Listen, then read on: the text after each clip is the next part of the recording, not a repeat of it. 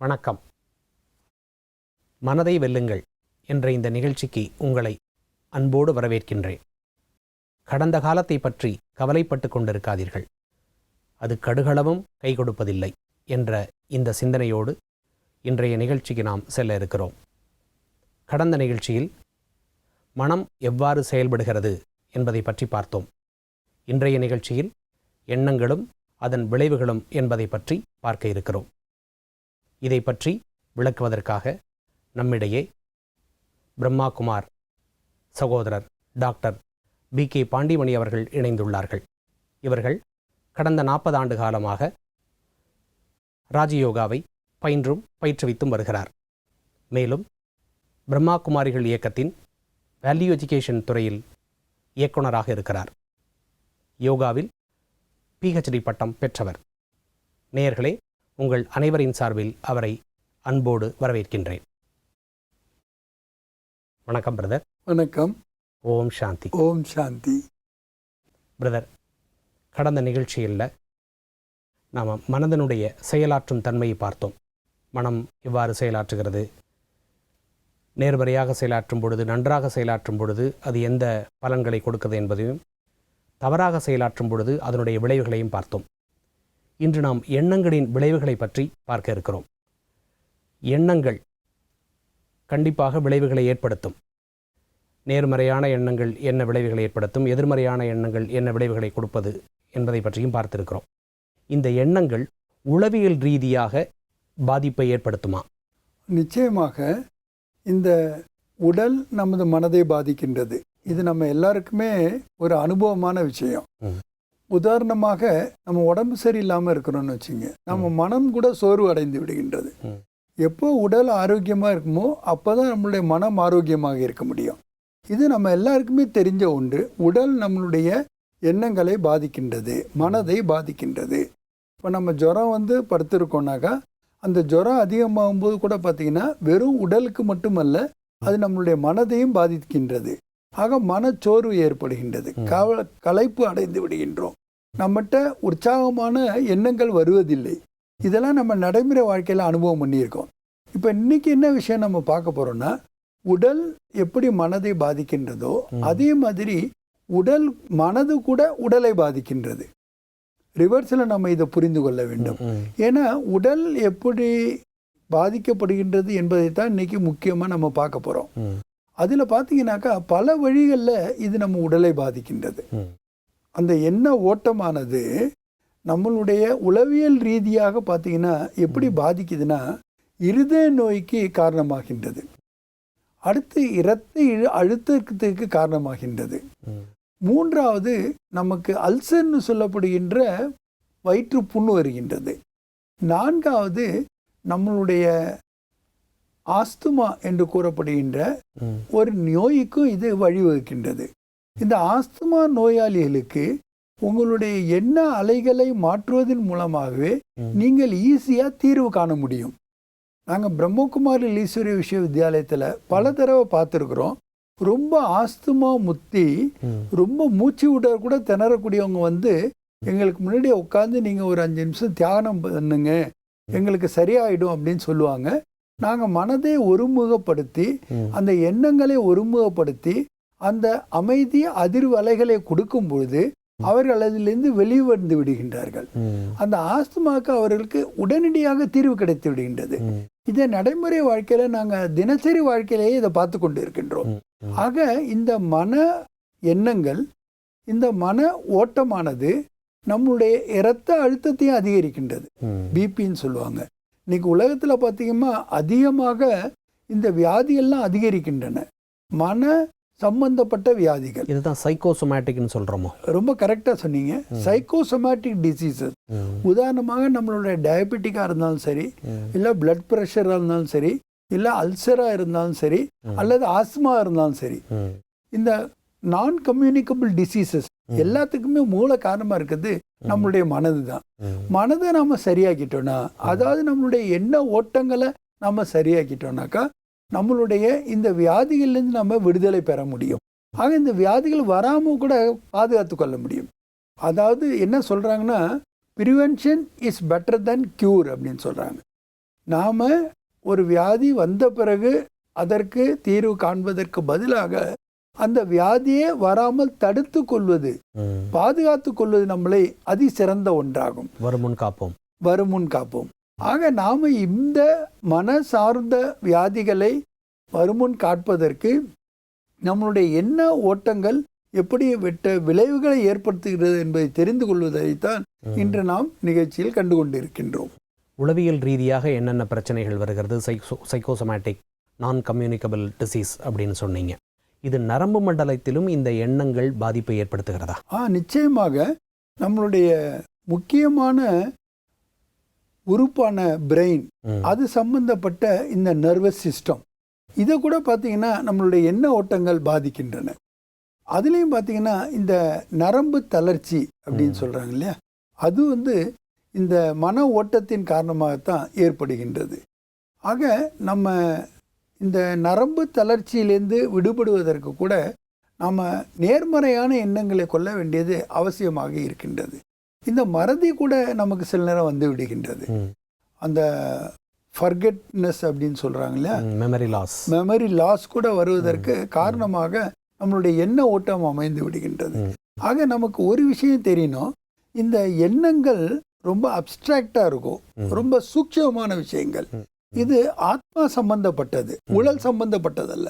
அதனால்தான் இதுக்கான தீர்வு உடல் சம்பந்தப்பட்ட மருத்துவர்களிடமிருந்து நமக்கு கிடைக்கிறது இல்லை.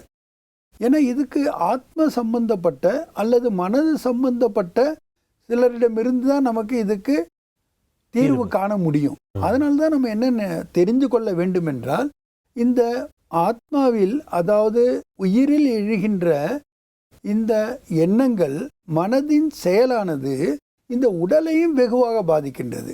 ஆக உடல் ஆரோக்கியத்தை பெறுவதற்கு மன ஆரோக்கியம் உடையவர்களாக இருக்கிறது மிக அத்தியாவசியமாக இருக்கின்றது.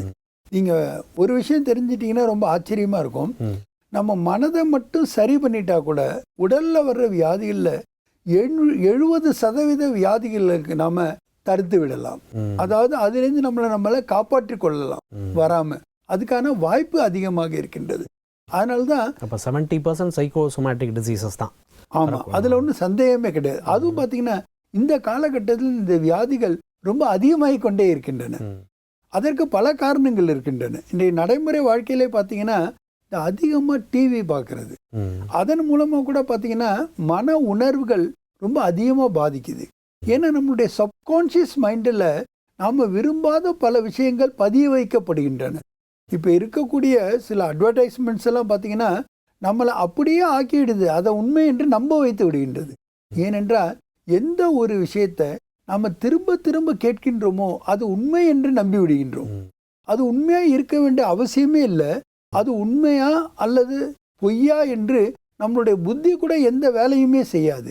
அந்த புத்தியை மழுங்கடிச்சு, அதாவது நம்மளுடைய உணர்வுகளிலிருந்து நம்மளை அப்ரோச் பண்ணி சப்கான்ஷியஸ் மைண்டிலேயே இந்த மாற்றங்களை ஏற்படுத்தி விடுகின்றார்கள். அதனால்தான் இந்த குழந்தைகள்லாம் பார்த்தீங்கன்னா எது அட்வர்டைஸ்மெண்ட்டில் பார்க்குதோ அதை முழுசாக நம்புகின்றன, அவைதான் வேண்டும் என்று அடம்பிடிக்கின்றன. ஆனால் அது தயாரிக்கின்ற முறைகள் அல்லது அதன் மூலமாக நம்மளுடைய உடல் ஆரோக்கியம் மட்டும் கெடவில்லை, மன ஆரோக்கியமும் கெடுகின்றது. ஆக உடல் ஆரோக்கியத்திற்கு நம்ம உளவியல் சார்பாகவும் பார்த்தோம், அடுத்து நரம்பு மண்டலத்தையும் பார்த்தோம். அதையும் இந்த மன எண்ணங்கள் பாதிக்கின்றன. வெறும் விளம்பரம் மட்டுமே இதை பாதிப்புக்கு உள்ளாக்குகிறது என்பதை தாண்டி தொலைக்காட்சிகளில் வரக்கூடிய தொடர்கள், அதில் நடக்கக்கூடிய சம்பவங்கள், அதில் வரக்கூடிய கதாபாத்திரங்கள், அதையும் பார்க்கக்கூடியவர்கள் நம்ப ஆரம்பித்து விடுகிறார்கள். அதன் மூலமாக கூட உறவுகள் கெடுகிறது என்பதை பற்றியும் கேள்விப்படுகிறோம். நிச்சயமாக. அதில் முக்கியமாக பார்த்தீங்கன்னா இன்று காட்டப்படுகின்ற தொடர்களில் 99% பார்த்தீங்கன்னா எல்லாருமே நெகட்டிவ் எமோஷனாக தான் காட்டுகின்றார்கள். பழி வாங்கக்கூடியது, ஒருவருடைய மேல் பகையை ஏற்படுத்தி கொள்வது, இப்படிப்பட்ட உணர்வுகளை அவர்கள் வெளிப்படுத்துவதால் நம்மையும் அறியாமல் பார்க்கின்ற நாம் சப்கான்ஷியஸ் மைண்டில் ரொம்ப அஃபெக்ட் ஆகின்றோம். அதனால்தான் நாம், என்னை பொறுத்த வரைக்கும் என்னுடைய பர்சனல் எக்ஸ்பீரியன்ஸில் என்ன சொல்லுவேன்னா, ஒருத்தவங்க பேப்பர் படிக்காமல் அல்லது நியூஸ் பார்க்காம அல்லது இந்த டிவியை பார்க்காம இருந்தாலே அவங்களோட வாழ்க்கையில் அமைதி என்பது கிடைத்துவிடும். ஏன்னா அமைதியின்மைக்கு முக்கியமான காரணமாக இருக்கிறதே நம்மளுடைய லைஃப் ஸ்டைல் தான். அந்த லைஃப் ஸ்டைல் இப்போ ரொம்ப மாறிவிட்டது. காலத்திற்கு ஏற்ப நாம் கூட என்ன ஆயிட்டோம்னா, பல பேர் சொல்கிறாங்க நல்ல விஷயங்களை நாம் கற்றுக்கிறதுக்கு இது ஏதுவாக இருக்கின்றது என்று. ஆனால் அதில் அதிகபட்சமாக நமக்கு கிடைக்கக்கூடிய விஷயங்கள் நல்ல விஷயங்களாக இருப்பதே இல்லை. மிக சரியாக சொன்னீர்கள். உளவியல் ரீதியாக எண்ண மாற்றங்கள் ஏற்படுகிறது, நரம்பு மண்டலத்தை எண்ணங்கள் எவ்வாறு பாதிக்கிறது என்பதை பற்றியெல்லாம் விரிவாகவே சொன்னீர்கள். இது நடத்தைகளிலும் இந்த எண்ணங்கள் பாதிப்பை ஏற்படுத்துமா? நிச்சயமாக. ஏனென்றால் ஒரு மனிதனுடைய நடத்தைக்கு ஆதாரமாக இருப்பது அவனது எண்ணங்கள் தான். உதாரணமாக நான் போகணும்னு நினைச்சாதான் போவேன், எந்திரிப்பேன், நடப்பேன். நான் போகணும்னு நினைக்கவில்லை என்றால் நான் எந்திரிக்கவே மாட்டேன், நான் நடக்கவே மாட்டேன். ஆக நம்மளுடைய நடவடிக்கைகளை தீர்மானிப்பது நம்மளுடைய எண்ணங்கள் தான். இந்த எண்ணங்கள் நாம் எப்படிப்பட்ட தீர்மானத்தை கொண்டு இருக்கின்றோமோ அதற்கேற்ப நடத்தைகளை தான் வருகின்றன. இன்னைக்கு பார்த்தீங்கன்னா நிறைய பேர் இந்த மதுபானத்துக்கு அடிமையாகிறாங்க, போதைக்கு அடிமையாகிறாங்க, சிகரெட் பிடிக்கிறதுக்கு அடிமையாகிறாங்க. இவ்வளவுக்கு அந்த மதுபானத்தில் பார்த்தீங்கன்னா தெளிவாக எழுதப்பட்டிருக்கும், இது உடல் நலத்திற்கு கேடு, சமூகத்திற்கு கேடு அப்படின்னு. அதை போட்டுட்டே அதை கொடுக்குறாங்க, அதை படிச்சுட்டே அதை குடிக்கிறாங்க. அது ஏன் அவங்க குடிக்கிறாங்கன்னு பார்த்தீங்கன்னா, சில நேரம் என்னுடைய கவலையை மறப்பதற்காக, என்னுடைய பிரச்சனைகளை மறப்பதற்காக, என்னுடைய நெகட்டிவ் எமோஷன்லேருந்து நான் விடுபடுவதற்காக, நான் இந்த பிரச்சனைகளிலிருந்து கொஞ்ச நேரத்துக்கு வெளிவருவதற்காக நான் இதுக்கு அடிமையாகிறேன்னு சொல்கிறாங்க. அந்த மதுபானத்திற்கு அடிமையாகிறதா ஆனாலும் சரி, அல்லது விபத்துக்கு ஆளாகிறது. இதுக்கெல்லாம் காரணம் என்னன்னு பார்த்தீங்கன்னாக்கா நம்மளுடைய எண்ணங்கள் தான். அதுவும் இல்லாமல் பார்த்தீங்கன்னா நிறைய பேர் பார்த்தீங்கன்னா இந்த அமைதியின்மையை அனுபவம் பண்ணுறாங்க. அமைதி இல்லை என்னுடைய வாழ்க்கையில், எப்போ பார்த்தாலும் ஒரு டென்ஷன் இருக்கு, மன அழுத்தத்தில் நான் இருக்கிறேன் அப்படின்னு அவங்க ஃபீல் பண்ணுறாங்க. அதுக்கு மெயின் காரணம் என்ன பார்த்தீங்கன்னா அவங்களுடைய எண்ண ஓட்டங்கள் தான். எப்படிப்பட்ட எண்ண ஓட்டங்கள் இருக்கின்றனோ அப்படிப்பட்ட மனநிலையை நாம் பெறுகின்றோம் என்பதை பார்த்திருக்கின்றோம். ஆக நம்மளுடைய மனநிலை அமைதியாக இருக்க வேண்டும் என்றால் அதற்கேற்ப நம்மளுடைய எண்ண ஓட்டம் இருக்க வேண்டும். ஆனால் இன்று நமக்கு இதை சொல்லிக் கொடுப்பது யார்? நமக்கு நடக்க கற்றுக் கொடுத்தாங்க, பேச கற்றுக் கொடுத்தாங்க, மொழியை கற்றுக் கொடுத்தாங்க. ஆனால் நாம் எப்படி நினைக்கணும்னு யாராவது சொல்லிக் கொடுத்தாங்களா? இன்னைக்கு வரைக்கும் யாருமே சொல்லிக் கொடுக்கல. ஆக முதல் காலத்தில் பார்த்தீங்கன்னா, பண்டைய காலத்தில் எல்லாம் நம்மளுடைய குருகுல சிஸ்டத்தில் நமக்கு இதை ஒரு பகுதியாகவே வச்சுருந்தாங்க. நாம் எப்படிப்பட்ட மன உணர்வுகள் உள்ளவர்களாக இருக்க வேண்டும், எப்படிப்பட்ட கண்ணோட்டம் உடையவர்களாக, மனப்பாங்கு உடையவர்களாக இருக்க வேண்டும், இது எல்லாமே நம்ம கல்வியில் சொல்லி கொடுத்தாங்க. ஆனால் இன்னைக்கு இருக்கிற கல்வி பார்த்தீங்கன்னா வெறும் இன்ஃபர்மேஷனாக தான் இருக்குது.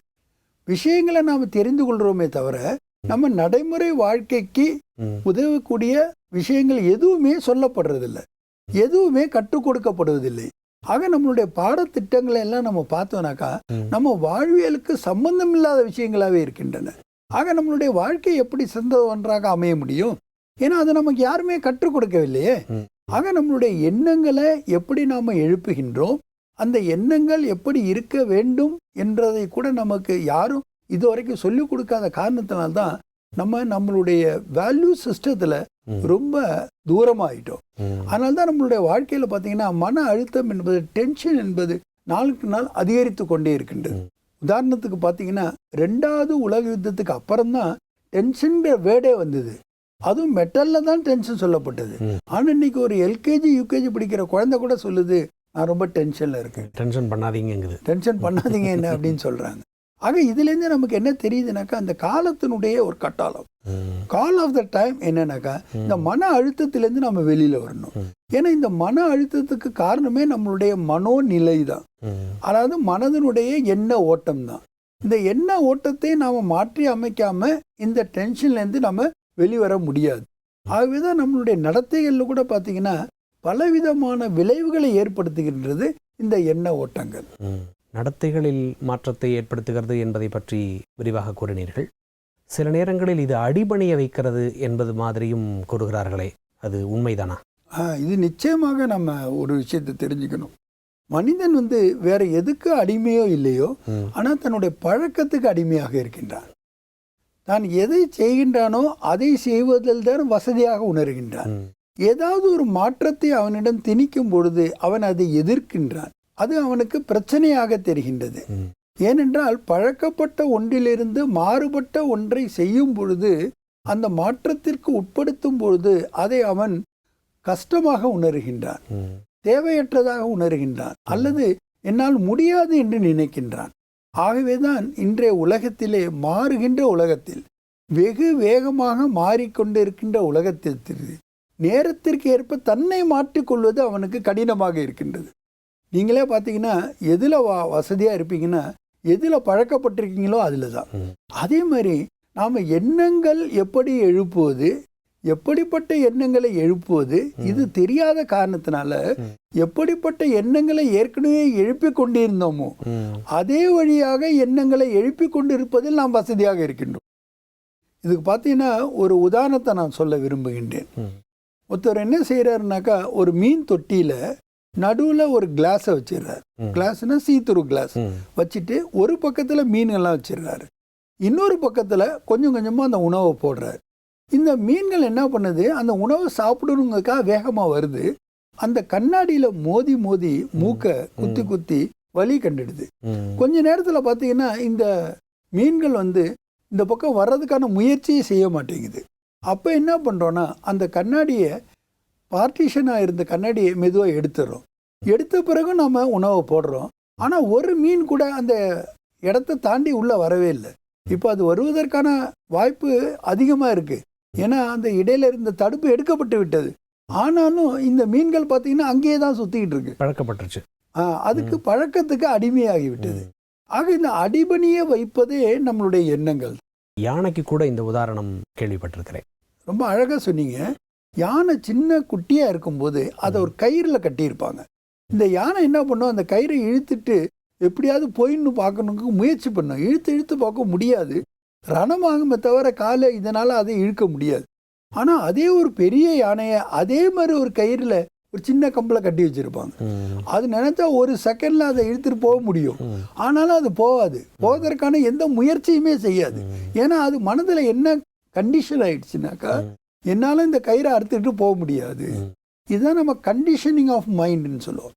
ஆக இந்த நம்மளுடைய பழைய அல்லது நமக்கு ஒத்து வராத அல்லது தீங்கு விளைவிக்கக்கூடிய இந்த மனப்பாங்கினை நாம் கொண்டிருக்கின்ற காரணத்தினால நம்மளுடைய மன நிலையில, அதாவது எண்ணங்களின் ஓட்டங்கள்ல பழைய மாதிரியே நாம் இருக்கிறோம். அதனால தான் செக்கு மாடு மாதிரி சுற்றி சுற்றி வந்துக்கிட்டே இருக்கிறோம். செக்கு மாடு நினச்சிக்குமா நான் போயிட்டே தான் இருக்கிறேன்னு, அது எங்கே போவோம், ஒரே இடத்துல தான் இருக்கும். ஏன்னா எவ்வளோதான் சுற்றி வந்தாலும். அதே மாதிரி நம்ம மனசு கூட பார்த்தீங்கன்னா அசை போட்டு கொண்டே இருக்கின்றது.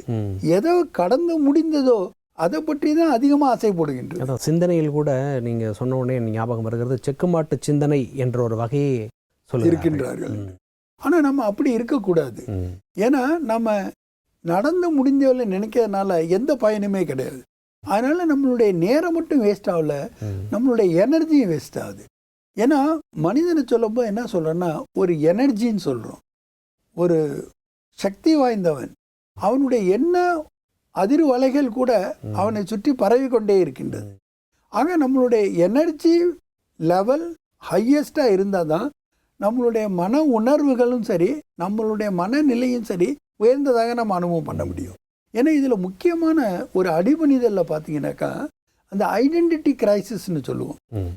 தன்னுடைய தாழ்வு நிலையிலான அடையாளம்.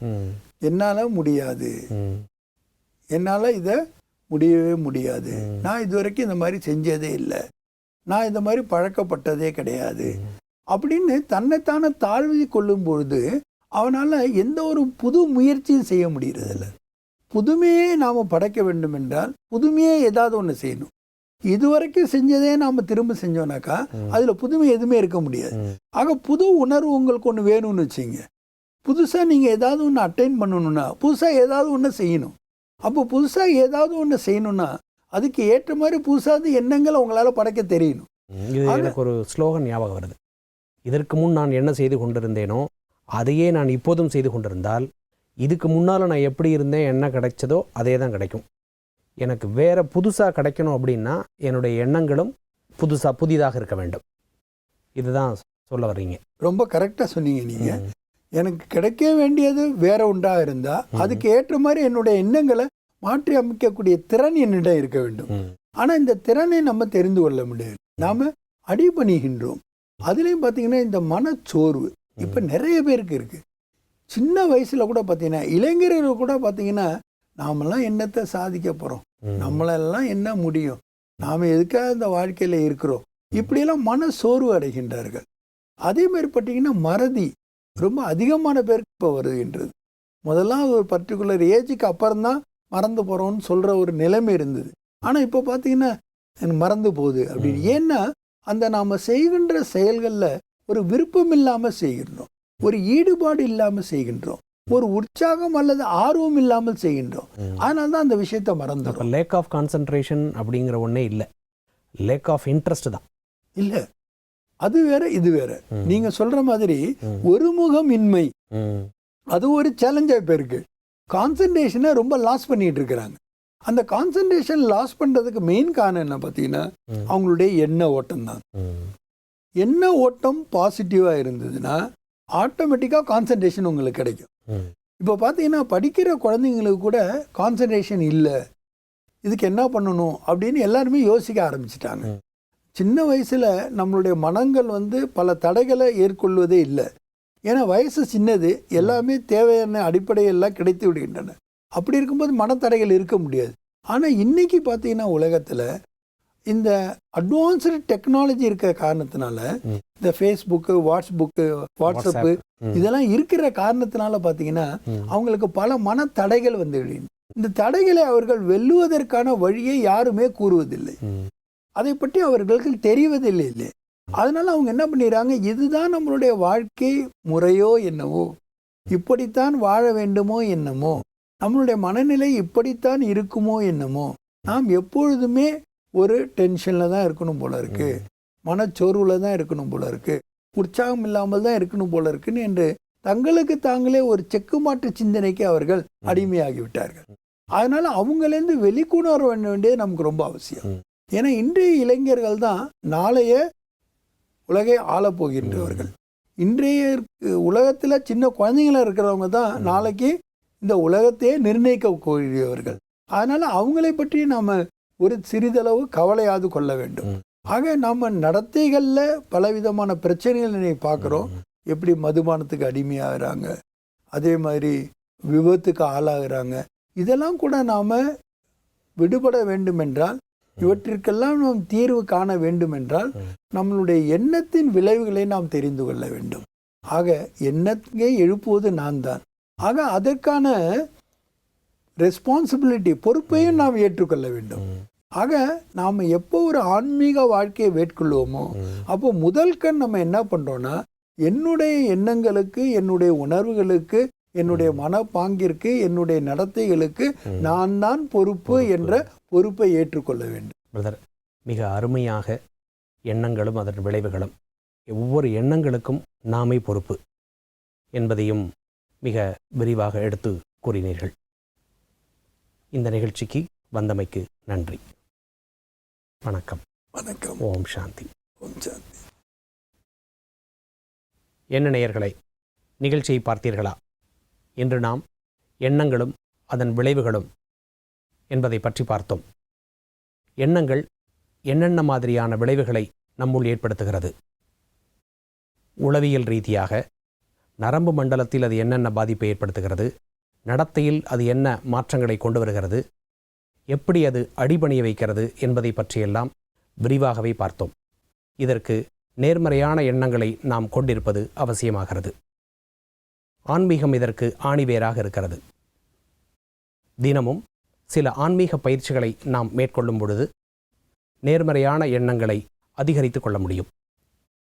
இத்துடன் இந்த நிகழ்ச்சி நிறைவு பெறுகிறது. மீண்டும் அடுத்த நிகழ்ச்சியில் சந்திக்கலாம். நன்றி.